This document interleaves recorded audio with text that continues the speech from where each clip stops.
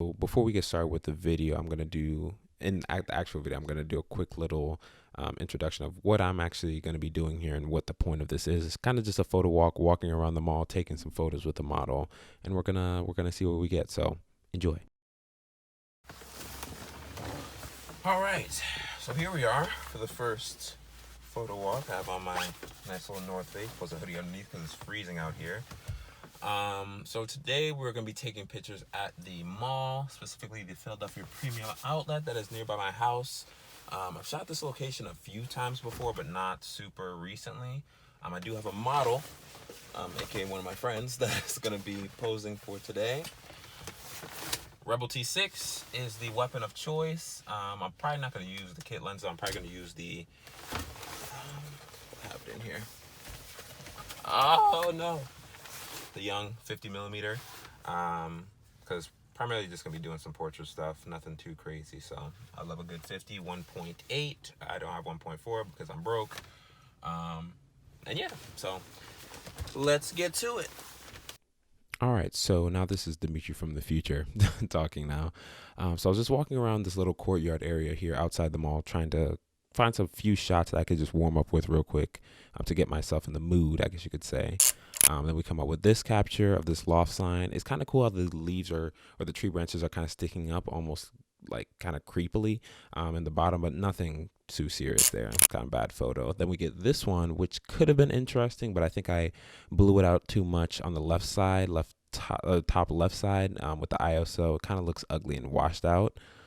Then we get this one. This one is actually kind of cool. I think it has a lot of potential, but I didn't really compose it correctly. And also they're blurry, the two main subjects. I like his bomber jacket. I like the shadows. I wish I got more of that. I wish I got more of those two nuclear reactors off in the background. This one could have been cool, but I just wasn't ready for it, unfortunately. So going forward, okay, so now we're walking through the mall a little bit more. This footage is very like shaky and ugly. It was taken on my iPhone, so that kind of explains it. No offense to iPhone, but now I'm kind of looking for another shot to warm up with, waiting on my model more than anything else. So I come out with this one right here. This one I actually like. I like the shadows coming off of those two kind of beigeish yellow signs. And I caught him kind of alone, but not great. Then I cast this one of this information sign, which is okay. You're gonna see I recomposed this one. I like the shadow coming in or the light kind of cutting across, but I'm gonna recompose it a little bit better and get this one with the loft sign kind of off in the left hand side. The rule of thirds is followed a little bit better on this one, and the composition is overall a lot cleaner. I just really went to the other side of the sign and used a background element to fill things in. And I think this is probably the best warm-up photo I got out of those like 5 or 6 that I just showed. And then we're going to see. I finally, with this more shaky camera footage, don't worry, this is going to end soon. I find my model here sitting on a bench, which I wasn't expecting him to be over here. I was looking for him that entire time. But it did give me some time to kind of do some other stuff. So, all right, so we're going to continue going down here throughout the mall and kind of just seeing what kind of compositions we can put together. And I saw these lights out here. I'm going to actually make a shot with this a little bit later, kind of use these lights as some leading lines, but we're actually going to stop into this little corridor on the right hand side and get to this shot coming up right there. So this one is bad. This was one of the first ones I took just to kind of get a feel for the environment. Like the leading lines of the lights up top. I don't mind this pose, but just not bright enough. First of all, I wasn't really going for a mysterious look. I wanted it to be completely exposed. This face is uneven as well in terms of the lighting, so I need to change that up a bit. So then I get this one. I do a completely different pose, try to get it from a different side and put his hand up. So I kind of do have I'm going to kind of take advantage of the light not being even and having one side of his face dark, the other side light, trying to create something cool, something interesting. It didn't really work out in this one either, though, because my settings weren't correct. So you're going to see I just kind of recalibrate over and over. Then I get this one. So I know that's kind of a jump, but this is the end photo after post-processing, of course. So I decided to blow out that blue looking background to make that a little bit interesting, but I resaturate his face a lot more to kind of create a color contrast there. And he also already has highlights in his hair. So I thought that was another cool aspect to the photo. And you can see having the arm up create a little bit more shading and shadow on the right side of his face, kind of a little bit mysterious. I think I could have edited this one a little bit better, but decent for this photo shoot. Then we get this one, which utilizes those lights I was talking about before, and also utilizes the reflection of the glasses behind him. I had to do a little bit of cropping and clone stamping off some people in the background to finally get this one. I like the way the skin tone came out on this one. The edges of his face are a little weird, but I think I could have got that a little bit better. But overall, I'm pleased with this photo. I actually posted this one on my Instagram if you haven't seen it, but not too terrible. Decent, I'll say. Decent. I'll give it that much. Then we get this one, and came when we were walking a little bit further down into the mall, and I came back to those smokestacks or whatever they want to be called, in the background, because I knew about them being kind of an interesting background element from that picture that I took earlier of that couple, and also put a little bit of fake birds in the background just to add a little bit of ambiance. They kind of look fake though. I think I could have done a little bit better of a job with that one, and kind of get a nice little sunset, kind of a horizon line back there as well. So I actually don't mind this one. I should have exposed it a little bit better to show off his face though. So let's see what this next picture is going to be. I actually don't quite remember, to be honest with you.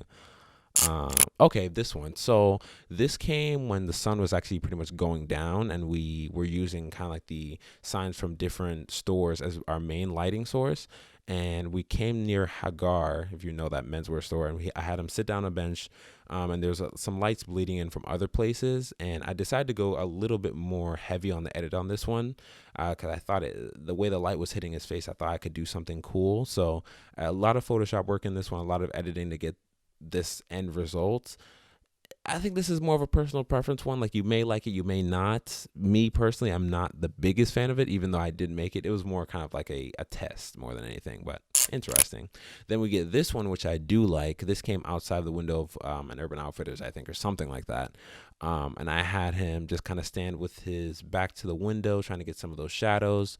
The environment around him wasn't great for the photo, though. This photo could have been really cool, and it's one I wanted to get with kind of like creeping shadows, and this was the best version of that I got. It definitely could use some work, though. So then we got these ones in this dark little tunnel. This one isn't really my favorite of them. Just kind of a decent capture. Could have been exposed and composed better in hindsight. This one, okay, but basically the same complaint. Could have been exposed and composed better.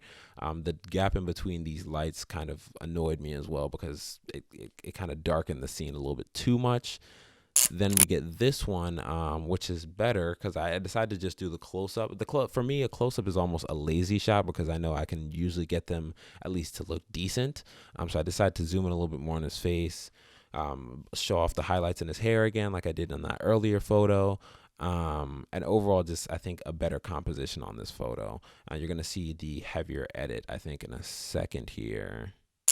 Yeah, there we go. So that's actually the one that I put up on Instagram a little bit ago. I decided to resaturate his face a little bit more, brighten up the entire photo, and kind of add a brown tint to it. I didn't really do much in Photoshop for this one in terms of changing around his skin tone.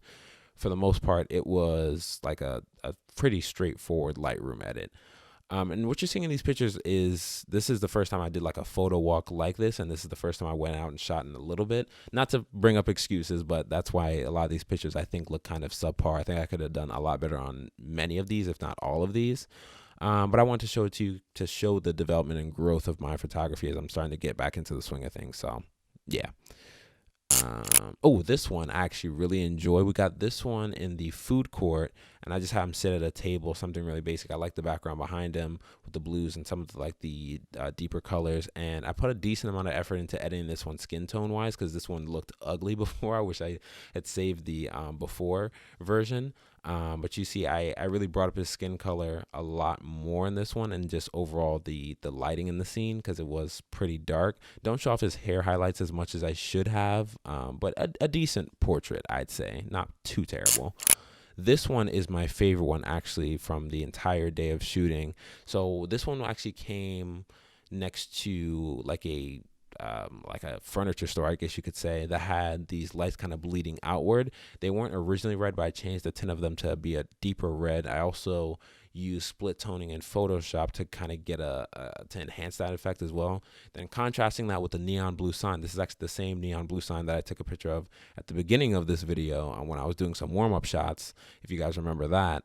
So I used those two things to kind of contrast each other. Also got some nice some nice blurring, I guess you could say, of the two leaves in the foreground. So that kind of creates the green. So I have a green, red, and blue overall color mixture here, I guess you could say.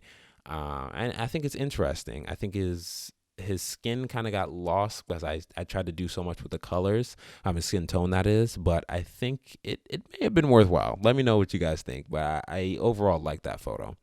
So that is the end of episode 1 of this kind of photo walk series. Let me know if you guys like it, if you enjoyed and took anything from it at all.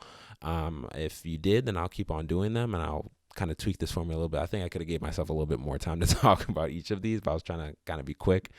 And then, yeah, we'll adapt it, tweak it, and do whatever is necessary to make it better. And yeah, hopefully we can continue doing these. I think this is kind of a fun idea. So catch you guys in the next one. Peace.